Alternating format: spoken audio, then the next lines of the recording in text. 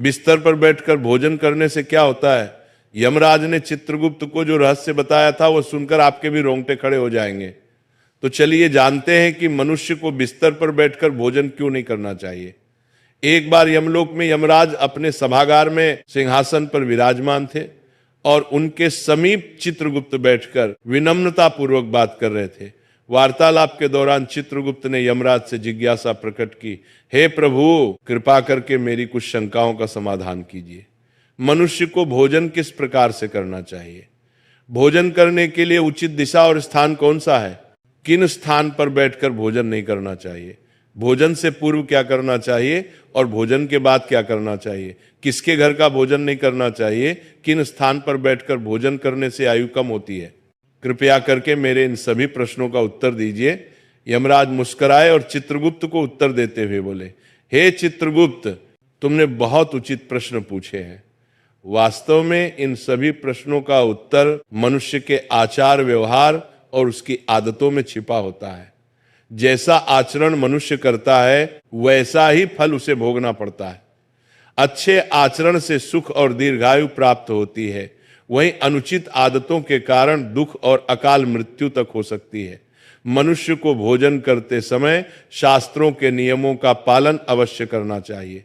जो भी मनुष्य शास्त्रों के नियमों का पालन करते हुए भोजन ग्रहण करता है वो निश्चित ही दीर्घायु होता है। उसका शरीर रोग और व्याधियों से दूर रहता है, उसके शरीर में पापवास नहीं करते हैं। इसीलिए भोजन करते समय मनुष्य को दिशा, स्थान, समय और उम्र का ध्यान अवश्य रखना चाहिए। यह सुनकर चित्रगुप्त ने विनीत स्वर में कहा, हे प्रभु, कृपया इन रहस्यों को विस्तार से समझाएं। भोजन संबंधी जो जो नियम है मुझे विस्तार से बताइए। यमराज गंभीर स्वर में बोले, हे चित्रगुप्त, तुम्हारे प्रश्नों का उत्तर देने से पहले मैं तुम्हें एक प्राचीन कथा सुनाता हूं। इस कथा को ध्यान से सुनो, इसमें तुम्हें तुम्हारे सभी प्रश्नों के उत्तर मिल जाएंगे। ये कथा अत्यंत शिक्षाप्रद है। जो भी इस कथा का श्रद्धा पूर्वक श्रवण करेगा और उसका प्रचार करेगा उसके 32 प्रकार के पाप मैं क्षमा कर दूंगा। यह सुनकर चित्रगुप्त हर्षित हो गए और बोले, हे धर्मराज, आपके मुख से इस महान कथा को सुनना मेरा सौभाग्य है। मैं ध्यान पूर्वक इसे अवश्य सुनूंगा। फिर यमराज चित्रगुप्त को प्राचीन कथा सुनाने लगते हैं। वो कथा मैं आपको सुनाऊंगी। प्रिय श्रोताओं, ये कथा बहुत ही ज्ञानवर्धक है। इस कथा को आप अंत तक जरूर सुने। प्राचीन काल में मगध देश के विजयपुर नामक राज्य में चंद्रकेतु नाम के प्रतापी और धर्मपरायण सम्राट राज्य करते थे। उस राज्य में प्रकृति की भरपूर संपदा थी और प्रजा अत्यंत सुखी एवं संतुष्ट थी। राजा चंद्रकेतु गुणवान, बुद्धिमान तथा दयालु हृदय के थे। वह सदैव प्रजा के हित में प्रयत्नशील रहते और यज्ञ, दान व जनकल्याण के अनेक कार्य करते रहते थे। प्रजाजन उन्हें पिता के समान आदर एवं प्रेम देती थी। राजा की पत्नी रानी शीलवती भी उतनी ही धर्मपरायण, सुंदर और सदाचारी थी। रानी शीलवती प्रतिदिन पूजा पाठ करती, जरूरतमंदों को अन्न वस्त्र दान करती और सच्चे हृदय से प्रजा के कल्याण की कामना करती थी। इस दिव्य दंपति के राज्य में सभी सुखी थे, किंतु एक दुख था जो राजा रानी के हृदय को सालता रहता था। वह दुख था संतान न होना। राजा चंद्रकेतु और रानी शीलवती की कोई संतान नहीं थी। वर्षों बीत गए, उन्होंने अनेक व्रत, पूजा और यज्ञ किए, देवी देवताओं से प्रार्थना की, ऋषि मुनियों की सेवा की, परंतु उन्हें पुत्र या पुत्री प्राप्त नहीं हुई। दोनों इस बात से अत्यंत दुखी रहते थे। राजा अपने महल में कई बार चिंतित होकर सोचते, मैंने ऐसा कौन सा पाप किया है जो मुझे पुत्र सुख से वंचित रहना पड़ रहा है। राज्य में सब कुछ है, प्रजा सुखी है, पर मेरे वंश को आगे ले जाने वाला कोई उत्तराधिकारी नहीं। क्या मेरे पुण्यों में कमी रह गई या पूर्व जन्म के किसी अपराध का फल मुझे मिल रहा है? राजा चंद्रकेतु दिन प्रतिदिन अधिक उदास रहने लगे। प्रजा को जब ये पता चला कि राजा अपनी संतानहीनता के कारण दुखी है तो राज्य के लोग भी चिंता करने लगे। सब ईश्वर से प्रार्थना करते कि राजा रानी को शीघ्र संतान सुख प्राप्त हो। एक दिन राजा ने निश्चय किया कि वे किसी महापुरुष की शरण लेकर अपनी समस्या का हाल पूछेंगे। उन्हें स्मरण आया कि महान तपस्वी ऋषि वशिष्ठ इस समय निकटवर्ती वन में आश्रम बनाकर तप कर रहे हैं। ऋषि वशिष्ठ त्रिकालदर्शी एवं दिव्य दृष्टि वाले महात्मा हैं। वे अवश्य ही इस रहस्य को जान सकते हैं। राजा ने निश्चय किया कि वे स्वयं आश्रम जाकर ऋषि वशिष्ठ से मार्गदर्शन मांगेंगे। अगले ही दिन प्रातः राजा चंद्रकेतु कुछ सहयोगियों सहित अपने रथ पर सवार होकर वन की ओर चल पड़े। शीघ्र ही राजा वशिष्ठ मुनि के शांत आश्रम पहुंचे, जो हरे भरे वृक्षों से घिरा था और जहां पक्षियों का मधुर कलरव गूंज रहा था। ऋषि वशिष्ठ आश्रम के द्वार पर ही मानो उनकी प्रतीक्षा कर रहे थे। राजा को आते देख ऋषि ने मुस्कुराकर स्वागत किया और बोले, राजन, हमारे आश्रम में तुम्हारा स्वागत है। आज इधर आने का क्या कारण है? सब कुशल तो है? कहीं राज्य कार्य से विरक्त होकर संन्यास लेने का विचार तो नहीं बना लिया? इतना कहकर ऋषि ने हल्की मुस्कान की, फिर गंभीर हो गए। राजा चंद्रकेतु ने हाथ जोड़कर विनम्रता से कहा, हे मुनिवर, राज्य कार्य भली भांति चल रहा है, संन्यास लेने का इरादा नहीं है, पर मैं एक भारी चिंता के कारण व्याकुल होकर आपकी शरण में आया हूं। आप जगत के रहस्यों के जाता हैं, मेरी शंका का समाधान केवल आप ही कर सकते हैं। शिष्य वशिष्ठ ने सहानुभूति भरे स्वर में पूछा, राजन, आप जैसे प्रतापी और धर्मनिष्ठ राजा को भला किस बात का दुख हो सकता है? निश्चय ही आपकी प्रजा सुखी है, राज्य समृद्ध है। फिर भी यदि आपके मन में कोई शंका या कष्ट है तो निसंकोच कहिए, मैं यथाशक्ति अवश्य सहायता करूंगा। तब राजा चंद्रकेतु ने दुखी स्वर में अपनी व्यथा सुनाई। हे मुनिवर, मेरे जीवन में एक ही अभाव है, मेरी कोई संतान नहीं है। मैंने अनेक यज्ञ उपवास किए, तीर्थों के दर्शन किए, ब्राह्मणों को दान दिया, हर संभव प्रयास किया, किंतु भाग्य ने मुझे संतान सुख से वंचित रखा है। कृपा कर ये बताएं कि ऐसा कौन सा अपराध मुझसे हुआ है जो मुझे संतानहीन रहने का दंड मिला है? मेरे बाद मेरे राज्य का उत्तराधिकारी कौन होगा? मेरा वंश कैसे आगे बढ़ेगा? मेरे मन की ये पीड़ा दूर कीजिए और ये बताइए कि संतान प्राप्ति के लिए मुझे क्या उपाय करना चाहिए। राजा की व्यथा सुनकर ऋषि वशिष्ठ ने कुछ पल के लिए आंखें मूंद ली और अपनी दिव्य दृष्टि से राजा के पूर्व जन्म के कर्मों का निरीक्षण करने लगे। ध्यान मग्न ऋषि पर राजा की निगाह टिकी थी। कुछ क्षण बाद ऋषि ने आंखें खोलकर कहा, हे राजन, जो कुछ मैं बता रहा हूं उसे धैर्यपूर्वक सुने। आपके संतान न होने का कारण आपके पूर्व जन्म के कर्म में छिपा है। पिछले जन्म में अनजाने में आपसे एक पाप हुआ था, जिसका दंड आपको इस जन्म में संतानहीनता के रूप में मिल रहा है। राजा चंद्रकेतु चकित होकर बोले, पूर्व जन्म का पाप कृपया विस्तार से बताए मुनिवर, मुझसे ऐसा कौन सा पाप हो गया? वशिष्ठ जी बोले, पूर्व जन्म में आप एक साधारण शिकारी थे और वन में शिकार करके जीविका चलाते थे। मूलतः आप बुरे हृदय के नहीं थे, पर शिकार के दौरान कभी कभी अधर्म हो ही जाता है। एक दिन की बात है, आप जंगल में एक हिरण का पीछा करते करते बहुत दूर निकल गए। वहां एक हरी भरी जगह पर एक गौ माता अपने बछड़े को दूध पिला रही थी। दुर्भाग्यवश आपको वह दिखाई नहीं दी। आपको लगा शायद हिरण झाड़ियों के पीछे है और आपने उसी ओर तीर चला दिया। वह तीर सीधे उस गौ माता को जा लगा। बेचारी गाय बुरी तरह घायल हो गई और पीड़ा से भूमि पर गिर पड़ी। उसका बछड़ा डरकर कांपने लगा। जब आपको अपनी भूल का पता चला तो आप बहुत पछताए और भागकर गाय के पास पहुंचे। आपने तुरंत उपचार का प्रयत्न किया, पर कुछ देर बाद उस गाय ने तड़प कर प्राण त्याग दिए। हे राजन, गौ माता को अकारण कष्ट पहुंचाने के कारण ही आपको वर्तमान जन्म में संतान सुख से वंचित रहना पड़ा है। गाय परम पवित्र प्राणी है और उसे गौ माता कहा जाता है। उसकी पीड़ा का पाप बहुत बड़ा होता है। भले ही वह अनजाने में हुआ, लेकिन पिछले जन्म में आपके हाथों यह पाप हुआ था, इसलिए इस जन्म में आपको पुत्रहीन रहने का श्राप मिला। पूर्व जन्म का यह रहस्य सुनकर राजा चंद्रकेतु के नेत्रों से आंसू बहने लगे। वे दुखी होकर बोले, मुनिवर, मुझे पछतावा है कि पिछले जन्म में मुझे ऐसा अनर्थ हो गया। मैंने अज्ञानवश गोहत्या का पाप किया। अब बताइए कि इस पाप से मुक्ति का कोई मार्ग है क्या? कोई प्रायश्चित है जो मैं कर सकता हूं? कृपा करके मुझे इस पाप से उबरने का उपाय बताएं।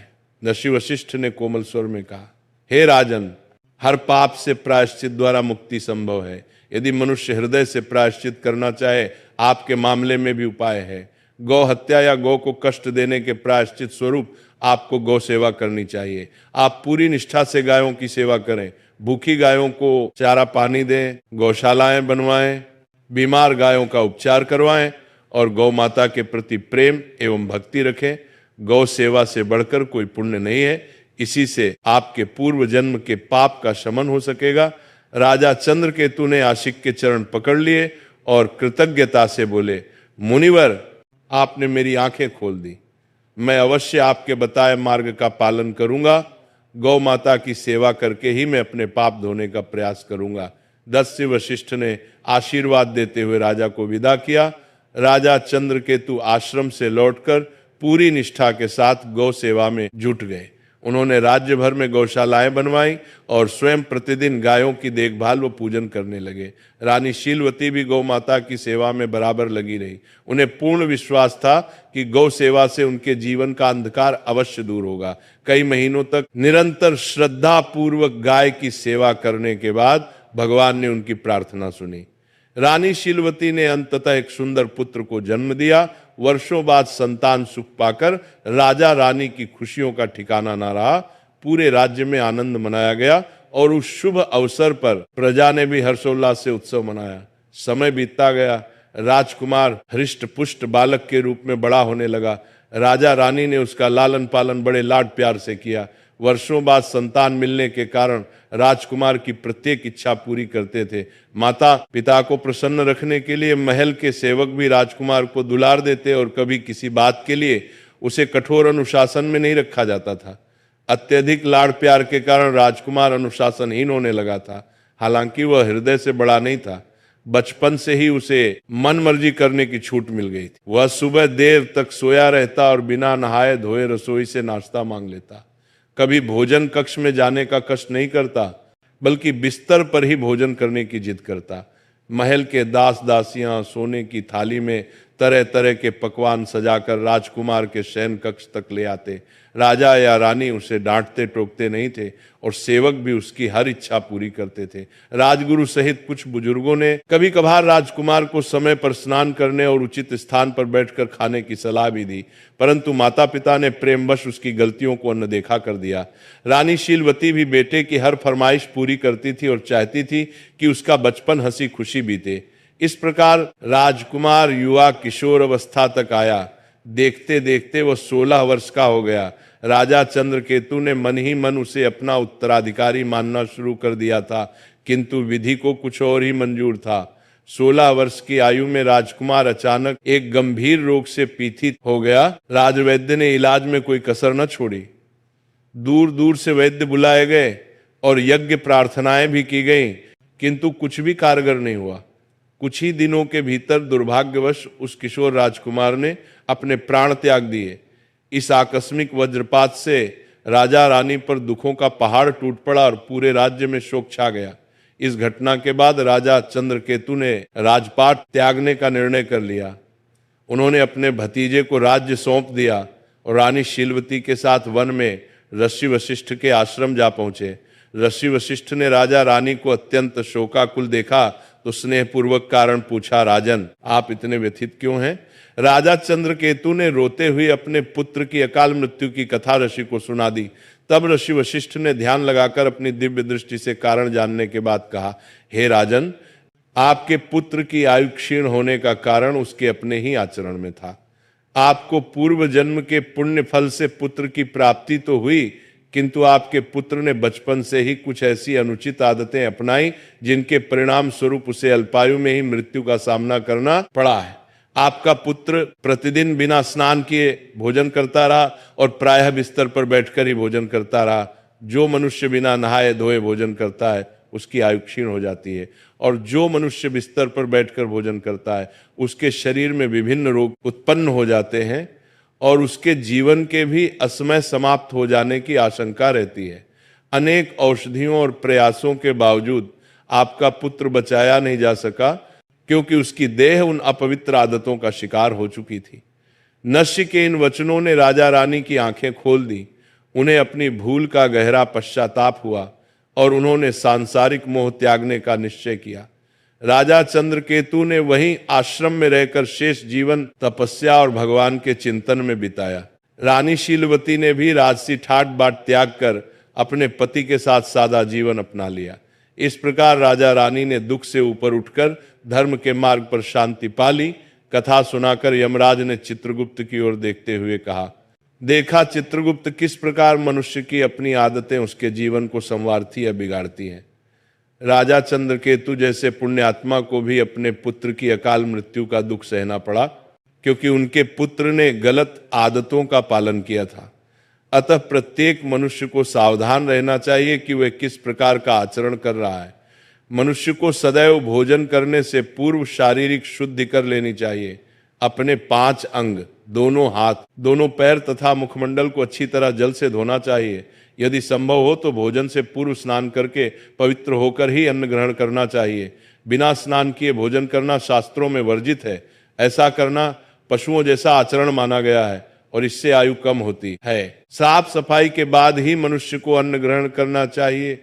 भोजन आरंभ करने से पूर्व मनुष्य को अन्नपूर्णा देवी तथा परमात्मा को स्मरण कर धन्यवाद देना चाहिए, जिनकी कृपा से भोजन प्राप्त हुआ है। साथ ही प्रार्थना करें कि संसार के अन्य सभी प्राणियों को भी आहार प्राप्त हो। इस प्रकार मन ही मन ईश्वर को प्रणाम करके आदर पूर्वक भोजन करने से अन्न पवित्र रहता है और वह शरीर को पूर्ण पोषण देता है। भोजन करते समय बैठने का स्थान भी शुद्ध और उचित होना चाहिए। जमीन पर चटाई बिछाकर पालथी मारकर बैठकर भोजन करना श्रेष्ठ माना गया है। बिस्तर पर बैठकर भोजन करना अशुभ तथा स्वास्थ्य के लिए हानिकारक होता है। शैया पर अन्न ग्रहण करने से अपवित्रता बढ़ती है और शरीर विभिन्न रोगों का घर बन जाता है। हे चित्रगुप्त, 3 प्रकार का भोजन मनुष्य को कभी नहीं करना चाहिए। पहला वह भोजन जिसके ऊपर से कोई व्यक्ति पैर रखकर चला गया हो या जिसे किसी ने लांघ दिया हो। ऐसा अन्न अपवित्र हो जाता है और उसे खाने से उम्र घटती है। वो तरह तरह के रोग लगते हैं। उस भोजन को पशुओं को डाल देना चाहिए। दूसरा वह भोजन जिसमें बाल, कीड़े या कोई अन्य शुद्ध वस्तु गिर गई हो। यदि थाली के भोजन में बाल निकल आए तो समझना चाहिए कि वह अन्न त्याग देने योग्य हो गया है। ऐसा अन्न न स्वयं खाना चाहिए, न भगवान को भोग लगाना चाहिए। ऐसे अशुद्ध अन्न का सात्विक लाभ समाप्त हो जाता है और प्रेत योनि के जीव उसका उपभोग करते हैं। तीसरा वह भोजन जो किसी अन्य के लिए परोसा गया हो। याद रखें, कभी भी दूसरे का हिस्सा छीनकर नहीं खाना चाहिए। जो व्यक्ति दूसरों का भाग चुराकर खाता है या बिना बांटे खुद खा लेता है, उसे अन्नपूर्णा देवी रुष्ट हो जाती हैं। ऐसा करने से उसके पुण्य नष्ट हो जाते हैं और उसके जीवन में दरिद्रता एवं संकट आते हैं। अतः भोजन हमेशा सबसे बांटकर और उचित पात्र को अर्पित करके ही करना चाहिए।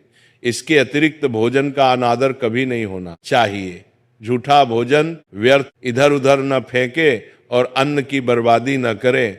अन्न देवता की कृपा से ही जीवन चलता है, इसलिए अन्न को आदर पूर्वक ग्रहण करें। जो मनुष्य इन नियमों का पालन करेगा वह स्वस्थ, निरोगी और दीर्घायु होगा। उसके जीवन में सुख समृद्धि बनी रहेगी और उसे अकाल मृत्यु का भय नहीं रहेगा। मनुष्य के आचार विचार ही उसके भाग्य का निर्माण करते हैं।